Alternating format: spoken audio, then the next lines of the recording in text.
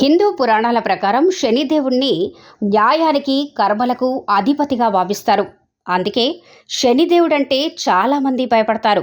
అయితే శనిదేవుడు ఎవరు చేసిన కర్మలను బట్టి వారికి ఫలితాలను ఇస్తాడు. అదేవిధంగా శిక్షలను విధిస్తారని నమ్ముతారు.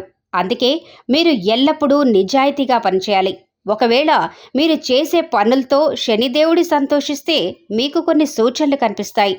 హిందూ పురాణాల ప్రకారం సూర్యుడు ఛాయాదేవి కుమారుడే శనిదేవుడు. హిందూ మత విశ్వాసాల ప్రకారం శనిదేవుడు పూర్తిగా నలుపు రంగులో ఉంటాడు. అందుకే ఎవరి జాతకంలో అయితే శనిదేవుని స్థానం బలంగా ఉంటుందో వారికి శనీశ్వరుని అనుగ్రహం ఖచ్చితంగా లభిస్తుంది. శనిదేవుని ఆశీస్సులు లభించిన వారికి రాజయోగం పడుతుంది. అయితే శనిదేవుని స్థానం బలహీనంగా ఉంటే మాత్రం రాజాలా బతికిన వారు సైతం కష్టాలను ఎదుర్కోక తప్పదు. వారి జీవితంలో నిత్యం ఏదో ఒక సమస్య ఇబ్బంది పెడుతూనే ఉంటుంది. అందుకే శనిదేవుని ఇష్టం లేని కోపం తెప్పించే పనులను పొరపాటున కూడా చేయకూడదు. ఈ సందర్భంగా శనిదేవునికి నచ్చని పనులేంటి, శనిదేవుని ప్రసన్నం చేసుకునేందుకు ఏ ఏ పరిహారాలు పాటించాలంటే పూర్తి వివరాలను ఇప్పుడు తెలుసుకుందాం.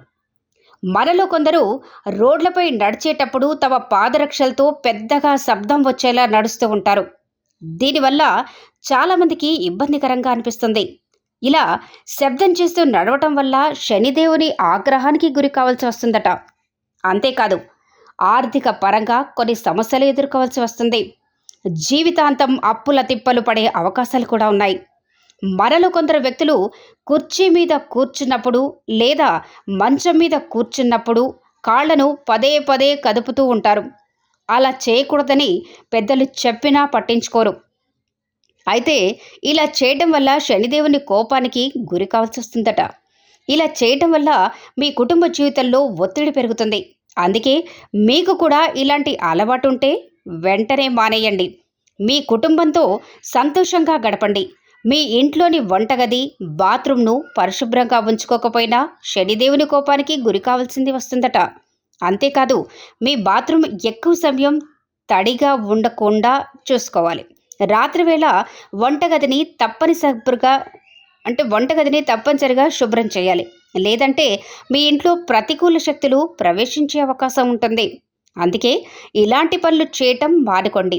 మనలో కొందరు వ్యక్తులు అవసరం అయినప్పుడు డబ్బులు అప్పుగా తీసుకొని తిరిగి చెల్లించడానికి ఏవేవో సాకులు చెప్తూ ఉంటారు. మరికొంతమంది వ్యక్తులైతే తీసుకున్న డబ్బును తిరిగి ఇవ్వకుండా అందరినీ ఇబ్బంది పెడుతూ ఉంటారు. ఇలాంటి వ్యక్తులపై శనిదేవుడు ఖచ్చితంగా ఆగ్రహం చూపుతాడట. ఇలాంటి వారికి ఎల్లప్పుడూ ఆర్థిక కష్టాలే ఎదురవుతాయి. డబ్బు కొరత కారణంగా జీవితంలో అనేక రకాల ఇబ్బందులు ఎదుర్కొంటారు. అందుకే ఇలాంటి సమస్యలు రాకుండా ఉండాలంటే తీసుకున్న డబ్బును నిర్ణీత గడువులోపు తిరిగి ఇవ్వాలి. లేదంటే జీవితాంతం దానికి తగ్గ శిక్షను అనుభవించాల్సి వస్తుంది.